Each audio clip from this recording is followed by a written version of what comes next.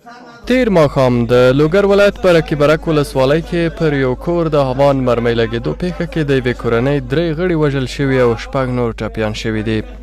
ځایي خلک وایي چې د هوان دغه مرمۍ د ملي اردو سرتیرو لخوا توغول شوې او په یو کور کې لګېدلې چې له امله یې د ښځو او ماشومانو په شمول 3 کسان وژل شوي او 6 نور ټپیان شوي دي. دوی چې د اعتراض په توګه د وژل شوو جنازې د لوګر ولایت مقام مخې ته راوړې د دغه پیښې د جدي پلټنې غوښتنه کوي او وایي چې د ولسمشر غني د عبدالله او د لوګر د والي کورنۍ بهر کې آرام ژوند کوي، خو دلته د بېګناه افغانانو په کورونو د هوان مرمۍ توغول کیږي او هیڅوک یې پوښتنه نه کوي. بچه اشرف غنی نیست، بچه دکتر عبدالله نیست، بچه والی نیست. اگه بچه والی می بود چی اصلا عمل انجام میده؟ اگه این بچه دکتر عبدالله می بود چی عمل انجام میده؟ اگه بچه اشرف غنی می بود اونا خانه‌شون در خارج است. ما توقعی از دولت نیست، این توقعی نمونده که ما توقع داشته باشیم که برای ما کدام کاری انجام بده. این توقعی نداریم ما دولت. این هوان از طرف کی فایر شده؟ هوان از طرف دولت است. نیست که من دولت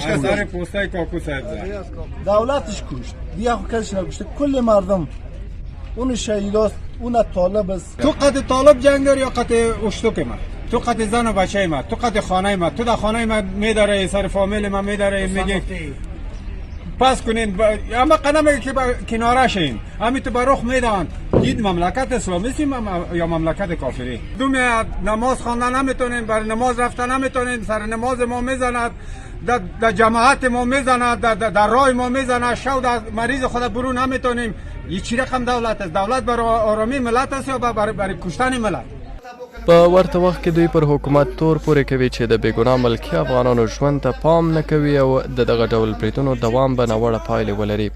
دوی وایي که دا حملې بندې نه شي مجبور دي له خپلو شته امکاناتو په استفادې د حکومت خلاف پاڅون وکړي.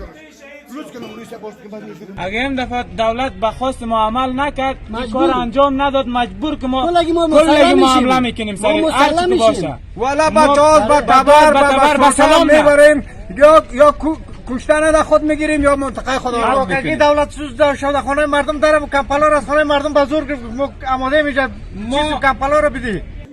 د لوګر د امنیه قومندانۍ بیان وایي د هوان د مرمۍ د طالبانو لخوا توغول شوې ده.